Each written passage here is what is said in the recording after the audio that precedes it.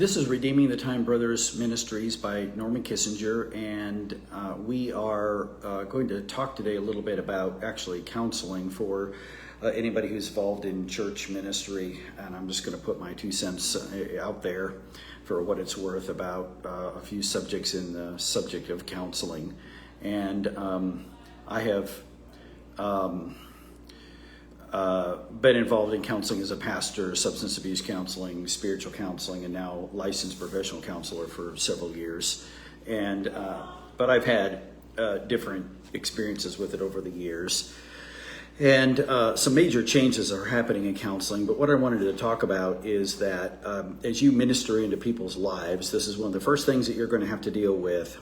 And that is the idea that you're going to minister into the lives of individuals who, quite frankly, are not really ready to make any kind of changes in their life. They want to continue to do exactly what they're doing, living the way that they're living, but they don't want to have to make any changes because they buy a idea that people 50 years ago would not have believed as much, and the Christian at any time should not have believed. And that idea that they believed is whatever I do or believe is right, and the rest of the world has to conform to, in a sense, my way of thinking. And if it doesn't, it creates anxiety and other problems in us because what we're doing is not working. And this phenomenon, which is only a more recent one in our culture, as we've moved away from the scripture and moved away from a Judeo-Christian background, is wreaking havoc on our culture. And so what I mean by that is that you could have somebody come to you for counseling and they are willingly taking drugs and the drugs are beginning to have an impact on their life. And to just use this as a simple, easy example, but a true one. So this person then comes, is having all kinds of problems in their life. So you go to them and you say, well, you might want to deal with this whole idea of addiction or the problem with drugs. Drugs are obviously a problem for you. You need to do something different. And they're not even willing to make any changes in their life, okay? Because number one, they want to do it. They want to have their own way, but also there's this cultural idea that whatever I believe is okay. And we've propagated that in public schools from the time kids are young and into through college and through the media in every single way, that the problem is not me. Okay, the problem is not me. I'm not the problem. The problem is I can do what I want to do and because it feels good or I want to do it at the time, but there shouldn't be all of these consequences happening because of it. Okay, and this is so both scripturally and psychologically, 101 basic theology and psychology that this shouldn't even be something that's a discussion. But it's a huge issue that people do not want to make changes in their life. And because they don't want to make changes in their life, because they believe that whatever they believe is okay and good and right, and what's right for you, just do it, and that ridiculous thinking, they therefore cannot fix anything in their life because they are emotionally immature. They are not willing to change. Now, on a very fundamental level, they're not willing to change because all of us have that sinful, wicked part of our flesh, both the lost and the saved, that wants what it wants when it wants it. Okay, so that's true. But there's also this aspect of the culture supporting that idea that somehow or another, if you have a value or a belief, it's good for you, do your own thing, whether your own thing is destructive or not destructive. And literally people cannot even fathom the idea. You could tell them, you can tell by their almost their expressions that the idea that they might be wrong about some behavior or about something that is destructive in their life doesn't even compute in their software. The culture and Satan has done such a good job of putting people in this place where they just don't understand the idea that they could actually be the ones who have to change, that they can't fathom it. Now, when people come to me in counseling, the success of the counseling, isn't because I'm some sort of a brilliant counselor. I'm not that great. All right.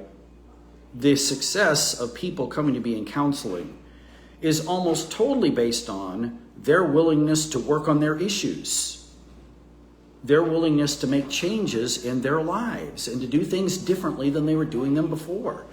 This is so spider monkey obvious that this shouldn't even be a discussion that you would have online, but the reality is that most people who come to counseling are coming because they want what they're doing in life to work out, okay?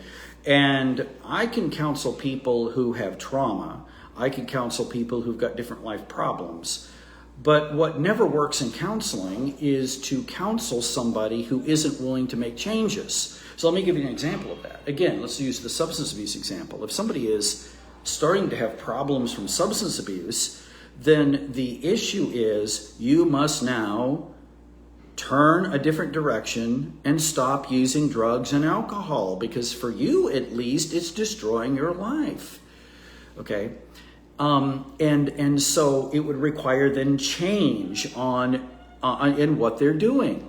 And then let's say we're talking about somebody who has past trauma, and they've been horrible things that have happened. When it comes to counseling, there's nothing else you can do for them but help them to work on.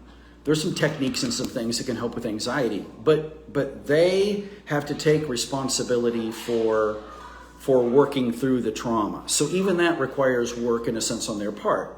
So for example, I would say you can't help what happened to you, but you can help how you respond to what happens to you. So they have to take responsibility for that. And I think that what is hurting counseling and hurting the church is this idea, and something that we need to be preaching the opposite of this, or proclaiming as ministers and as church workers, is we need to be telling people that we are responsible. We are responsible. Okay? You could say, well, somebody else hurt me. Yes, they did. We all get hurt throughout our lives by people giving us trauma, and we give trauma to other people, unfortunately. That's true. But we are responsible for making the changes. Because if we stay in our trauma, or we stay in whatever our problem is, if it's something that somebody else did to us, or it's something we're doing to ourselves, then what's taking place is that we can never recover from that. We can never recover from that. And so the issue is when I talk to kids, okay, and I talk mostly with juveniles as most of my clients, I really have to just find out from them this idea of whether or not they really want to change. Do you want to do what you want to do? Are you willing to make changes in your life? And for them, many of them, it is they got to change their behavior so they can go back home. Because I am either sometimes in a boys residential, or in a detention center. They've got to change their behavior so that they can go back home. And if they're unwilling to change that behavior, there's nothing to counsel. I can talk to them about football and, who's their favorite baseball team, and, talk to them about how much they love horses. It doesn't matter. Because they're not going to make changes in their life if they're not taking responsibility for change in themselves. So, the advantage of Christian counseling, for all of you pastors and workers and church leaders and workers out there, the advantage of Christian counseling is that you can speak the truth into people's lives in a way that a lot of other places either can't or won't speak into their lives. Okay, you can tell them the truth. Tell them that they're maybe not responsible for what happened, but they are certainly responsible for making changes in their life to fix it. And you have to choose the path that you're going down. You don't have a choice in the matter. You have to choose the path that you're going down, and you have to work on that and take responsibility. And until we get back to that, we can't fix anything. Most things in America cannot be fixed because people are believing certain lies that insulates them and inoculates them against the ability to be able to change. And so personal responsibility is the first place for any change in counseling or otherwise.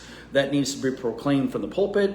That needs to be taught with people individually in counseling. Personal responsibility again. This is Norm Kissinger from Redeeming the Time Brothers Ministries. We'll be talking about some other subjects here in just a few minutes. God bless you. You have a great week.